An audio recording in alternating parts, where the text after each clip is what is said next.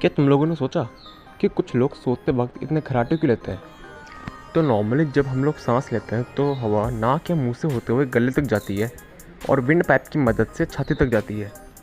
अब जब हम जगे होते हैं तो हमारे शरीर का हर एक मसल अच्छे से काम कर रहा होता है, कोई भी रिलैक्स कंडीशन में नहीं होता। लेकिन जब हम सोते हैं तो हमारे मसल्स भी रिलैक्स हो जाते हैं, तो ऑब्वियसली हमारे गले के मसल्स भी रिलैक्स होंगे, जिसकी वजह से जहाँ से हवा जाती है वो जगह थोड़ी सी सिकुड़ जाती है। तो जगह कम होने के कारण हवा यहाँ प्रेशर क्रिएट करेगी और इसी प्रेशर की वजह से गले के मसल वाइब्रेट होने लगते हैं और बस